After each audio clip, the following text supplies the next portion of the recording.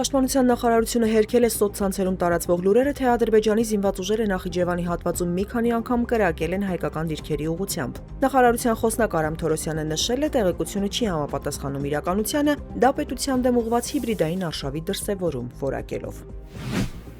Արտաքին գործերի նախարարությունը հստակ չի պատասխանում ԱՄՆ փոխնախագահ Ջեյ Դի Վենսի առաջիկայում Հայաստան սպասվող այցի մասին հրապարակումների վերաբերյալ հարցին։ Ֆակտոր TV-ի հարցմանն ի պատասխան նախարարությունից նշել են, Հայաստան նախատեսվող բարձրաստիճան այցերի մասին պատշաճ կերպով եւ ժամկետներում տեղեկացնում են։ Հանուն Հանրապետության կուսակցության նախագահ Արման Բաբաջանյանն ավելի վաղ հայտնել էր, թե 2026 թվականի փետրվարին Ջեյ Դի Վենսը կայցելի Հայաստան։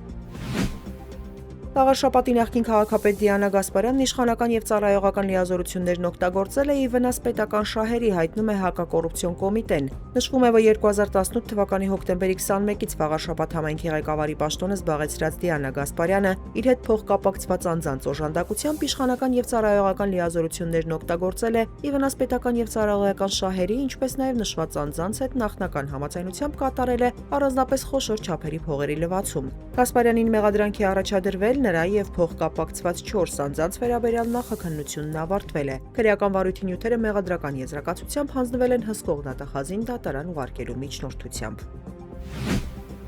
Ադրբեջանի նախագահ Իլհամ Ալիևը եւ առաջին տիկին Մեհրիբան Ալիևան այսօր Ստեփանակերտում այսպես կոչված հաղթանակի զբոսայգի են բացել։ Այգու մուտքից դեպի հաղթական կամար 40 աստիճան է 2020 թվականի Արցախյան պատերազմի օրերի թվով։ Տեղադրվել է նաեւ պատերազմի մասին պատմող հուշատախտակ։ ԱՄՆ պետքարտուղարությունը հայտարարել է, որ արգելում է 5 եվրոպացիների մուտքը երկիր, որոնց մեղադրում է ամերիկյան տեխնոլոգիական ընկերությունների նկատմամբ ճնշում գործադրելու ջանքերը ղեկավարելու մեջ, ամերիկյան տեսակետները գրաքննելու կամ ճնշելու համար։ Հաղորդում է, թե եվրոպացիները, որոնց պետքարտուղար Մարկո Ռուբիոն անվանել է արմատական ակտիվիստներ եւ ռազմականացված ոչ կառավարական կազմակերպություններ, խախտել են մայիսին հայտարարված նոր վիզային քաղաքականությունը, որը սահմանափակում է Միացյալ Նահանգներում խոսքի պաշտպանվածության գրաքննության համար պատասխանատու համարվող օտարերկրացիների մուտքը։ Ամերիկյան սահմանափակումների ցանկում ներառվել է նաև Եվրամիության նախկին հանձնակատար Թիերի Բրետոնը։ Լատվիայի արտաքին գործերի նախարար Բայբա Բրաժեն հայտարարել է, որ 14 ռուսաստանցի մարզիկների արգելվում է մուտք գործել երկիր։ Որոշումն ընդունվել է սահնակային սպորտի աշխարհի գավաթի փուլի անցկացման կապակցությամբ, որը նախանշված է հաջորդ տարվա հունվարի 3-ից 4-ը լատվիական Սիգուլդա քաղաքում։ Բրաժեն նշել է, որ Ռուսաստանի 14 քաղաքացիները ներառվել են Լատվիայի համար անցանկալի անձանց ցուցակում, մուտքի արգելքը սահմանվել է անորոշ ժամանակով։